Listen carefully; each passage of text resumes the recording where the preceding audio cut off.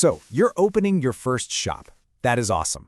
But you're probably staring down at a lease agreement that looks, well, like it's written in a totally different language. It can be super intimidating, I get it. But what if we thought about it differently?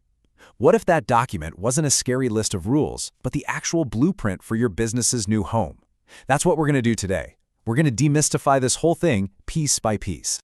You're right there. Pen in hand, ready to sign on the dotted line. That's a huge moment. But let's be real for a second. Do you really know what's in all those clauses? The goal here is to swap that feeling of uncertainty for a whole lot of confidence. Let's break down the absolute must-knows in your first retail lease. Okay, first things first, let's meet the cast of characters. You might think it's just a simple deal between you and the landlord, right? But more often than not, there are other crucial players who step onto the stage to make it all happen. At the very heart of it all, of course, you have the landlord and the tenant. That's you. Now, the lease has to be super clear about who's who, whether it's you as a person or your incorporated company. And this isn't just a technicality, it's absolutely essential for who's legally and financially responsible for what down the road. Now, if your business is brand new, you probably don't have a long financial track record to show off. So a landlord is very likely going to ask for some kind of backup. This is where you'll bump into two really important roles: the guarantor and the indemnifier. They both give the landlord security, but, and this is a big but, what they're legally on the hook for is fundamentally different. You have to know which is which. So here's the simplest way to think about it. A guarantor is kind of like a cosigner. They're backing up your promise to pay. So if your legal duty gets wiped out, let's say through a bankruptcy, theirs usually disappears too. An indemnifier, though, that's a whole other level. They are making a separate and direct promise to the landlord. Their obligation survives no matter what happens to you or your business. That is a much, much bigger ask of someone. All right, so we know who's involved. Now let's nail down the what, the where, and the when. This whole section is about the actual physical space you're renting and the timeline of the agreement. You'll see the term the premises all over your lease, and this needs to be crystal clear. We're talking about, is it just your store? Does it include specific parking spots out back? What about your right to use common areas like hallways or a courtyard? A good lease should have a site plan attached that leaves zero room for confusion. You have got to pay close attention to the dates. The day you actually sign the lease, that's the execution date, is very often not the day you start paying rent. That date is called the commencement date. And that period in between, that's your early occupancy period. And listen, this is a huge negotiating point. Getting a longer, rent-free window right here gives you precious time to build out your space and get ready for opening day without burning through cash on rent. Okay, now for the fun part, turning this empty space into your space.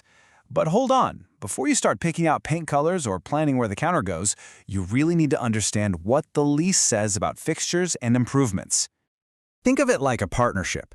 The landlord usually gives you the basic shell and the major systems, the blank canvas.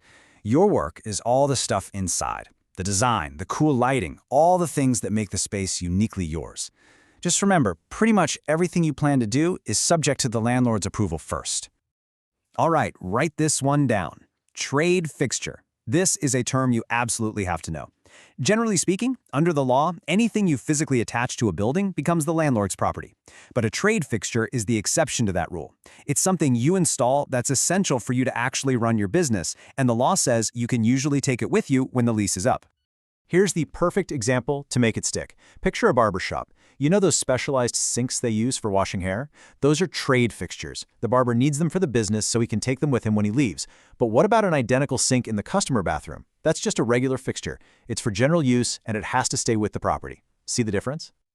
So let's recap the big rules here. 1. The improvements you make often legally become the landlord's property. 2. You might be on the hook to restore the space to how it looked originally when you leave, and that can cost a lot. And 3, this is crucial. If you owe the landlord rent, they can legally stop you from taking your trade fixtures with you.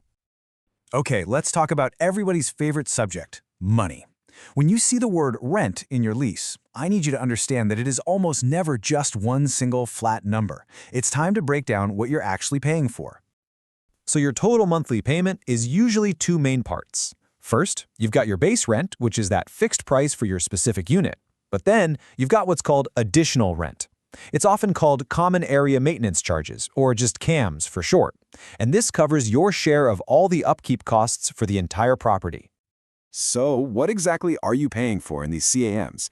Well, it can be the obvious stuff like landscaping or fixing the parking lot, but it can also include a slice of the landlord's property taxes, their insurance, and even management salaries and admin fees. Some leases will try to pass on almost every single operating cost they can think of. This clause is one of the most important ones to read carefully and to negotiate. On top of all that, you're going to put down a security deposit. That's pretty standard. But here's a little pro tip.